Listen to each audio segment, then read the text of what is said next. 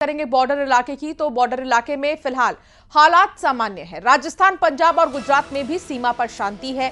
LOC और अंतर्राष्ट्रीय सीमा पर फिलहाल शांति बनी हुई है। पंजाब के अमृतसर में ब्लैकआउट खत्म हो चुका है, लेकिन अलर्ट अब भी जारी है। अमृतसर में बिजली बहाल कर दी गई है, रेड अलर्ट जारी है। राजस्थान बॉर्डर पर भी फिलहाल स्थिति सामान्य बताई जा रही है। बॉर्डर इलाके में हालात सामान्य है। राजस्थान, पंजाब और गुजरात में भी सीमा पर शांति है। एलओसी और अंतर्राष्ट्रीय सीमा पर फिलहाल शांति बनी हुई है और अमृतसर में ब्लैकआउट खत्म हो गया है। अमृतसर में बिजली बहाल कर दी गई है, बिजली सप्लाई, लेकिन रेड अलर्ट अब भी जारी है।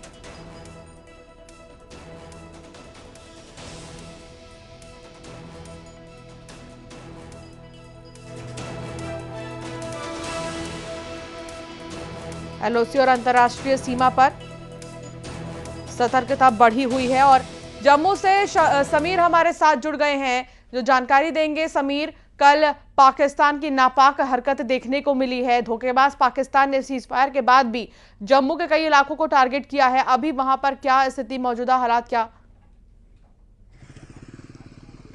देखिए, मैं आपको बता दूं, जिस तरह से कल सीज फायर एग्रीमेंट हुआ तो उसके बाद लग रहा था कि पाकिस्तान जो है अब थोड़ा बहुत सुधरेगा, लेकिन पाकिस्तान है कि सुधरने का नाम नहीं। पाकिस्तान एक धोखेबाज कंट्री है, दहशतगर्द कंट्री है। और उसने आज फिर एक बार कल शाम को जिस तरह से उसने सीज फायर एग्रीमेंट की वायलेशन की, और न सिर्फ जम्मू कश्मीर के जम्मू की अगर हम डिवीजन की बात करें तो इंटरनेशनल बॉर्डर, खासकर इंटरनेशनल बॉर्डर को उन्होंने निशाना बनाया, चाहे वो कानाचक एरिया हो, परगवाल सेक्टर हो, छम सेक्टर हो, आरएसपुरा का अब्दुलिया सेक्टर हो, बाकी सेक्टर जो इंटरनेशल बॉर्डर से लगते हैं जम्मू में, वहां पे जबरदस्त शेलिंग की। और इसके साथ साथ पूंछ राजौरी में भी शेलिंग जबरदस्त हुई। लेकिन आज सुबह, और मैं कह रहा हूँ मिड नाइट से कहीं से भी कोई भी फायरिंग की जो रिपोर्ट नहीं है, चाहे इंटरनेशनल बॉर्डर हो, सीमावर्ती क्षेत्रों के, या लाइन ऑफ कंट्रोल हो। तो एलओसी और आईबी दोनों शांत हैं सुबह से। और जम्मू की बात करें तो जम्मू को आपको पता है पिछले 3 दिनों से लगातार यहाँ पे हमले हो रहे थे, ड्रोन से धमाके हो रहे थे, लेकिन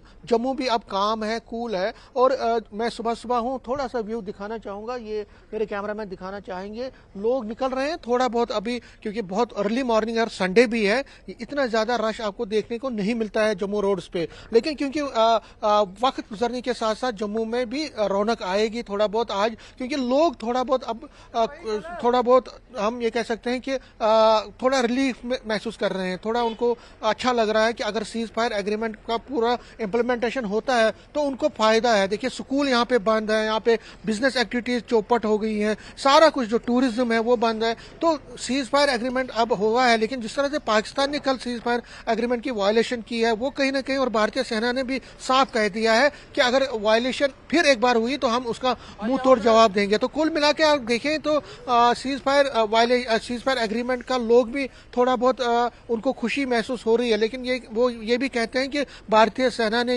एक अच्छा उदाहरण दिया, और पाकिस्तान में जो टेरर इंफ्रास्ट्रक्चर है उसको जिस तरह से डिसमेंटल कर दिया, वो अपने आप में एक बड़ी बात है, और कहीं ना कहीं वो उनके लिए एक अच्छी बात हुई है। तो ऑपरेशन सिंदूर के बाद अब यहाँ जम्मू में जो मैंने किस तरह से कहा कि अब सीज फायर एग्रीमेंट हुआ, उस पर हमारे साथ, आपका नाम क्या है? परमजीत सिंह।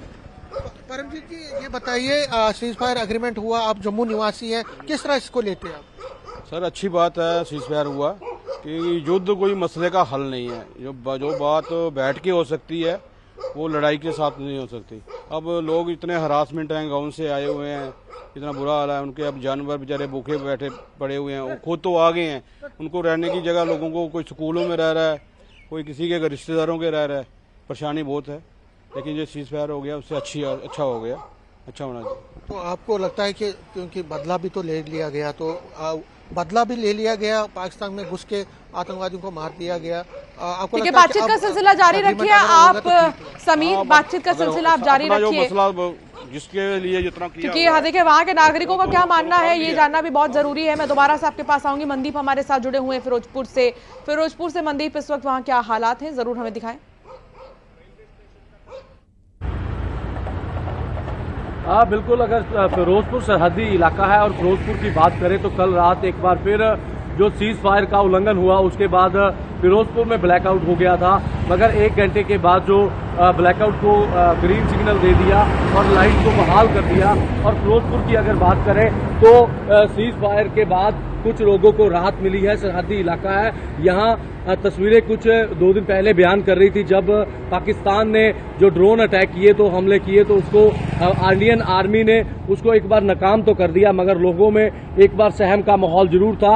मगर अब एक बार राहत मिली है लोगों को और लोग अपने घरों से निकले हैं। कुछ आज रविवार का दिन है और इसलिए इस इलाके में रश कम दिखाई दे रहा है, मगर 2 दिन जो एक तनाव का माहौल था तो लोगों में सहम था। मगर कल शाम को सीज फायर का जब ऐलान हुआ तो लोगों में खुशी की लहर थी, लोगों ने मिठाई भी बांटी और खुशी मनाई। उन्होंने कहा कि जंग जो है वो किसी मसले का हल नहीं और जंग के बिना अगर कोई मसले हल हो जाएं तो वो सबसे बढ़िया है। अगर सरहदी इलाका फिरोजपुर की बात करें तो पाकिस्तान हमेशा ही नापाक हरकतें करता रहता है और लोग उससे पूरी तरह से चौकस रहते हैं, क्योंकि सरहद पार से हमेशा ही चाहे वो ड्रोन के जरिए नशे की खेप पहुंचाए या हथियारों की खेप भारतीय सीमा में पहुंचे, वो ये नापाक हरकतें पाकिस्तान की ओर से चलती रहती हैं। मगर जो सीज फायर का ऐलान हुआ है उससे कहीं ना कहीं लोगों को एक बड़ी राहत मिली है, फिरोजपुर के सरहदी इलाके के लोगों को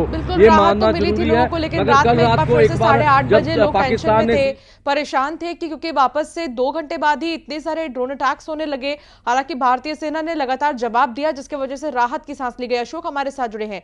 अशोक, श्रीगंगानगर से आप जुड़े हुए हैं, आप वहां लोगों से बातचीत जरूर कीजिए। आप कह रहे थे कि आप बातचीत वहां पर लोगों से करेंगे जो बताएंगे कि वो कैसा महसूस कर रहे थे उस वक्त। देखिए, अभी इस समय हम राजस्थान के सरहदी जिले श्री गंगानगर पर ही मौजूद हैं और भारत पाक अंतर्राष्ट्रीय सीमा से सटा हुआ ये जिला है। मैं आपको सबसे पहले यहाँ की तस्वीरें दिखाऊं तो आप ये देखिए, इस समय श्री गंगानगर जिले के बाजार खुलने लगे हैं जो रोजाना की तरह खुलते हैं।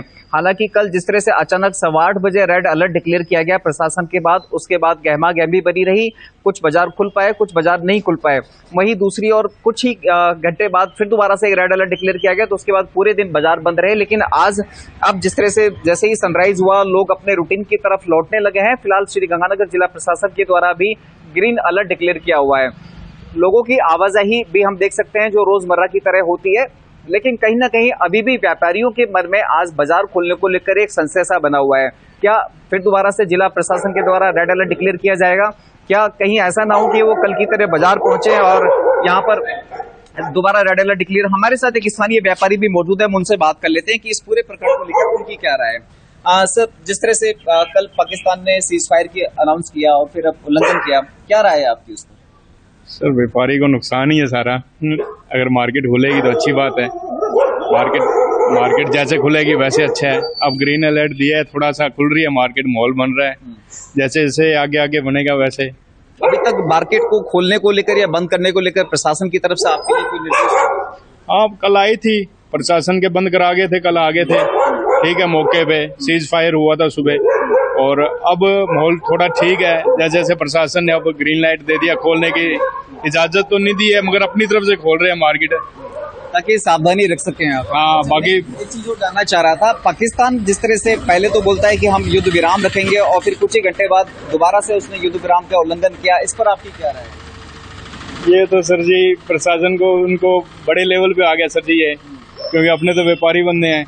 प्रशासन जब कह दिया उन्होंने कि हाँ भी भारतीय नागरिक हो, व्यापारी होने से पहले भारतीय नागरिक हो, एक भारतीय नागरिक होने के नाते क्या सोचते हैं आप पाकिस्तान को लेकर? ये डबल मग गेम खेली है सर जी उन्होंने। पहले हाँ करके फिर उन्होंने बीच में सीज फायर ठोक दिया और बाद में आम आदमी परेशान हो रहा है यहाँ का। ये तो उनको सोचना चाहिए ना। सभी लोगों का, सभी संवाददाता आप हमारे साथ जुड़े, आपने बताया कि वहां के नागरिकों का क्या मानना है और इस वक्त वहां पर हालात कैसे हैं। बहुत शुक्रिया आप सभी का जानकारी साझा करने के लिए।